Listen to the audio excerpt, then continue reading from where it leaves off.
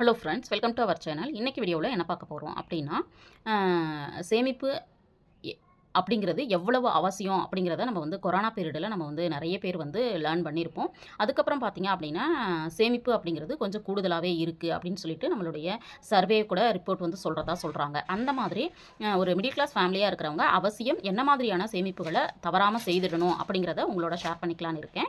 வாங்க வீடியோக்குள்ளே போவோம். இப்போ மிடில் கிளாஸ் ஃபேமிலி பார்த்தீங்க அப்படின்னா என்னென்ன சேமிப்புகள் அப்படிங்கிறத ஒன் பை ஒன்னாக நம்ம பார்க்கலாம். எப்போவுமே பார்த்தீங்க அப்படின்னா இதில் வந்து நான் ஒரு 10 விதமான சேமிப்புகள் உங்களோட ஷேர் பண்ணிக்கலாம் அப்படின்னு இருக்கேன். நான் செய்யக்கூடிய சேமிப்புகள் தான், அந்த சேமிப்புகளை தான் உங்களோட நான் ஷேர் பண்ணிக்க போகிறேன். அதனால் தொடர்ந்து வீடியோவை பாருங்கள். இந்த சேமிப்புகள் அப்படிங்கும் பொழுது கண்டிப்பாக நீங்கள் வந்து செலவு அதுக்கப்புறம் சேமிப்பு அப்படின்னு போனோம் அப்படின்னா கண்டிப்பாக இதை வந்து செய்யவே முடியாது. அதனால் உங்களுடைய ஃபார்முலாவை எப்போவுமே ஃபஸ்ட்டு வந்து சேமிப்பை பண்ணிவிடுங்க. அதுக்கப்புறமா செலவு அப்படிங்கிற மாதிரியான ஒரு ஃபார்முலாவை க்ரியேட் பண்ணிக்கிட்டோம் அப்படின்னா கண்டிப்பாக நம்மளுக்கு வந்து சேமிப்பு அப்படிங்கிறது தொடர்ந்து நடந்துக்கிட்டே இருக்கும். அது இல்லாமல் பார்த்திங்கன்னா உங்களுடைய இன்கம் இருக்குது இல்லைங்களா, அந்த இன்கம்ல இருந்து கண்டிப்பாக 20% சேமிக்கணும் அப்படின்னு வந்து நம்ம வந்து தெரிஞ்சிருக்கோம். ஆனால் இதுக்கு அப்புறம் 20லேருந்து 25, 30, 35, 40 இப்படின்னு சொல்லிட்டு உங்களால் எவ்வளோ சேமிக்க முடியுதோ அதை சேமிக்கிறதுக்கு முயற்சி பண்ணுங்கள். எங்கள் வீட்டு சேமிப்பு பார்த்திங்க அப்படின்னா மோரார்லெஸ் வந்து 25%லேருந்து 30% அப்படிங்கிறது தான் நாங்கள் வந்து டார்கெட்டாக வச்சுட்டு நான் சேமிச்சிட்ருக்கேன். அது என்னென்ன அப்படிங்கிறத ஒன் பை ஒன்னாக பார்க்கலாம். முதல்ல சொல்கிறது பார்த்திங்க அப்படின்னா செய்ய வேண்டியது நம்ம வந்து எமர்ஜென்சி ஃபண்டு. இந்த எமர்ஜென்சி ஃபண்டு அப்படிங்கிறது ஒவ்வொருத்தரும் ஒவ்வொரு விதமாக வந்து சேமித்து வச்சுருப்பாங்க. பட் எங்களுடைய சேமிப்பு எப்படி இருக்குது அப்படின்னு பார்த்தீங்கன்னா, இதுதான் வந்து எமர்ஜென்சிக்கான உண்டியல். நிறைய தடவை நான் காமிச்சிருப்பேன்.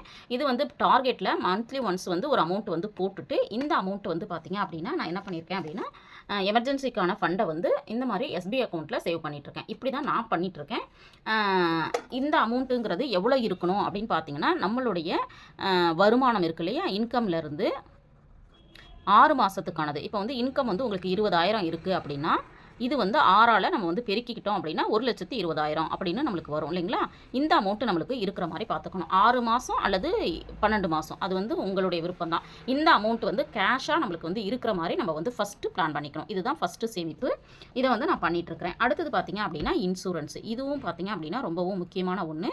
இந்த இன்சூரன்ஸ் அப்படிங்கிறதுல வந்து பார்த்திங்கன்னா நிறைய பேருக்கு தெரியும். லைஃப் இன்சூரன்ஸ், அதாவது எஸ்ன்னு சொல்லுவோம். லைஃப் இன்சூரன்ஸ் இருக்குங்க. அடுத்தது வந்து டிஎஸ்ன்னா டேர்ம் இன்சூரன்ஸ் இருக்குது. அடுத்தது பார்த்திங்க அப்படின்னா ஹெல்த் இன்சூரன்ஸ். இப்போ இது எல்லாமே நம்ம வந்து கண்டிப்பாக ஒவ்வொரு ஃபேமிலியும் வந்து பார்த்திங்க அப்படின்னா இந்த ஹெல்த் இன்சூரன்ஸ் அப்படிங்கிறது பார்த்திங்கன்னா லைஃப் இன்சூரன்ஸ் நான் வந்து ஆல்ரெடி நான் வந்து ஷேர் பண்ணியிருந்தேன்.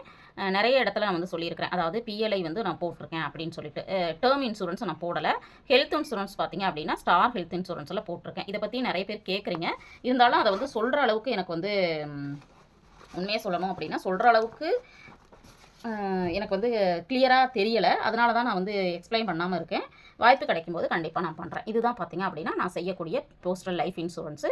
இது வந்து நம்ம நாமினி போட்டிருப்போம். இது போட்டிருந்தோம் அப்படின்னா தான் நம்மளுக்கு வந்து நம்ம ஏர்னிங் பர்சனாக இருக்கும் அப்படின்னா கண்டிப்பாக இந்த லைஃப் இன்சூரன்ஸு இருக்கிற மாதிரி நம்ம பார்த்துக்கலாம்.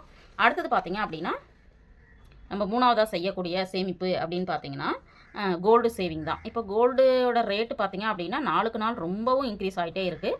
அப்படி இருக்கிற பட்சத்தில் அந்த கோல்டு அப்படிங்கிறது கண்டிப்பாக நம்மளுக்கு வந்து அவசியம். இந்த அவசியத்தில் பார்த்திங்க அப்படின்னா நம்ம வந்து சிட்டு போடலாம்.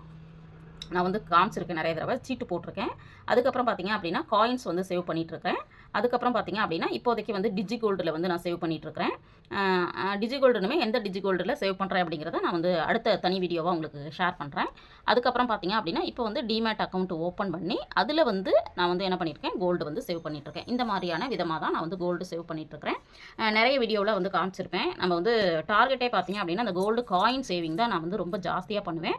இதுக்கு வந்து ஒரு டார்கெட் வச்சுருப்பேன். அந்த டார்கெட் முடிகிற வரைக்கும் நான் வந்து பார்த்திங்க அப்படின்னா சேவ் பண்ணணும்னு நான் பிளான் பண்ணியிருக்கிறேன். அது மாதிரி நீங்களுமே வந்து ஒரு டார்கெட்டை வச்சுக்கிட்டு பண்ணும் பொழுது நம்ம வந்து அதிகமாக சேவ் பண்ணுறதுக்கான வாய்ப்புகள் வந்து கிடைக்கும். அடுத்தது இது 3ஆவது சேமிப்பு. அடுத்தது பார்த்திங்க அப்படின்னா 4ஆவதாக நான் செய்யக்கூடிய சேமிப்பு என்ன அப்படின்னு பார்த்திங்கன்னா ஆர்டி. இந்த ஆர்டி அப்படிங்கிறது நம்மளுக்கு எல்லாருக்குமே தெரியும். இது வந்து பார்த்திங்க அப்படின்னா நான் எதுக்காக போட்டிருக்கேன்னா ஸ்கூல் ஃபீஸ் கட்டுறதுக்காக நான் வந்து போட்டிருக்கேன். அது இல்லாமல் பார்த்தீங்கன்னா நம்மளுக்கு வந்து மெயின்டெனன்ஸ் இருக்கும் இல்லைங்களா, அதுக்காகவும் இதில் நான் வந்து போட்டுட்ருக்கேன். இந்த மாதிரியே நம்ம வந்து பிளான் பண்ணிக்கலாம். அதாவது உங்களுக்கு வந்து லாங் டேர்ம் இல்லாமல் ஒரு வருஷத்தில் 2 வருஷத்துக்குள்ள ஏதாவது ஒரு நீட்ஸ் இருக்குது அப்படின்னா கூட நீங்கள் என்ன பண்ணிக்கலாம் அப்படின்னா இதில் வந்து போடலாம். அதாவது ஆர்டியில் போடலாம். இதில் வந்து பார்த்தீங்கன்னா ஆர்டி எப்படி ஓப்பன் பண்ணுறது, மொபைல்லேயே வந்து நம்ம வீட்டிலேருந்தே மொபைல்லேயே ஓப்பன் பண்ணி நம்ம வந்து இன்வெஸ்ட்மெண்ட் பண்ண ஆரம்பிச்சுக்கலாம். இது வந்து 6 மந்த்லேருந்து நம்ம வந்து வித்ட்ரால் பண்ணிக்கலாம். எமர்ஜென்சி அப்படின்னா எப்போ வேணாலும் நம்ம வந்து வித்ட்ரால் பண்ணிக்கலாம். இதுதான் வந்து நான் வந்து அடுத்ததாக நான் செய்யக்கூடிய சேமிப்பு ஆர்டி. அடுத்தது பார்த்தீங்கன்னா இதை வந்து நீங்கள் பேங்க்லேயும் ஓப்பன் பண்ணிக்கலாம், போஸ்ட் ஆஃபீஸ்லேயும் ஓப்பன் பண்ணிக்கலாம், எங்கே வேணாலும் ஓப்பன் பண்ணிக்கலாம். அடுத்ததாக நான் செய்யக்கூடியது பார்த்தீங்க அப்படின்னா எஸ்எஸ்ஏ அப்படிங்கிறது தான். எஸ்எஸ்ஏ அப்படிங்கிறது நம்மளுக்கு எல்லாருக்கும் தெரியும், செல்வ மகள் சேமிப்பு திட்டம். இது வந்து 10 இயர்ஸ், அதாவது பெண் குழந்தைகளுக்கு 10 வயதுக்குள்ளே இருக்குது அப்படின்னா இந்த குழந்தைங்களுக்கு நம்ம வந்து இந்த செல்வ மகள் சேமிப்பு திட்டத்தை நம்ம வந்து ஸ்டார்ட் பண்ணிக்கலாம்.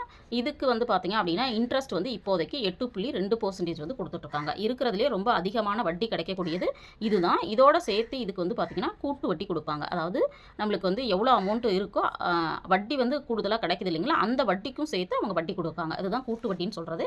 இது வந்து நான் பண்ணிகிட்ருக்கேன். அடுத்தது பார்த்திங்க அப்படின்னா பிபிஎஃப் அக்கௌண்ட் வந்து இப்போது லாஸ்ட் இயர் ஓப்பன் பண்ணி அது வந்து பொன்மகன் சேமிப்பு திட்டம் அப்படின்னு நம்ம சொல்லுவோம் இல்லைங்களா, அதுதான் பொன்மகன் சேமிப்பு திட்டம் அப்படிங்கிறது பசங்களுக்கு அப்படின்னு சொல்லுவாங்க.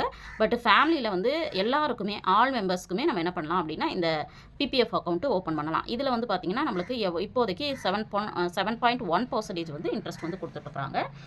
இது வந்து பார்த்திங்க அப்படின்னா நான் என் பையனுக்கும் என் பொண்ணுக்கும் போட்டிருக்கேன். நான் நிறைய தடவை காமிச்சிருக்கேன். அதனால் வந்து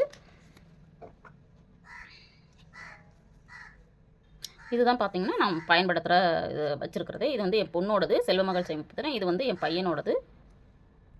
இதுதான் வந்து நான் பண்ணிகிட்ருக்கக்கூடியது. இந்த சேமிப்புகள் வந்து அவசியம் நம்ம வந்து மிடில் கிளாஸ் ஃபேமிலியாக இருந்தாலும் சரி, எந்த ஃபேமிலியாக இருந்தாலுமே நம்ம என்ன பண்ணலாம் அப்படின்னா கண்டிப்பாக இந்த அமௌண்ட்டை வந்து நம்ம வந்து போட்டு சேவ் பண்ணி வைக்கலாம்.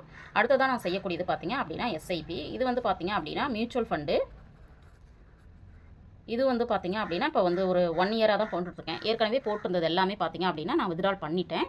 அது வந்து பார்த்திங்க அப்படின்னா வேறு ஒரு தேவைகளுக்காக நான் பண்ணியாச்சு. இப்போதைக்கு வந்து திரும்பவும் நான் என்ன பண்ணியிருக்கேன்னா மியூச்சுவல் ஃபண்டு ஸ்டார்ட் பண்ணியிருக்கேன். அதுவும் பார்த்திங்க அப்படின்னா எங்கே பண்ணியிருக்கேன்னா ஐசிஐசியில் தான் வந்து நான் பண்ணியிருக்கேன்.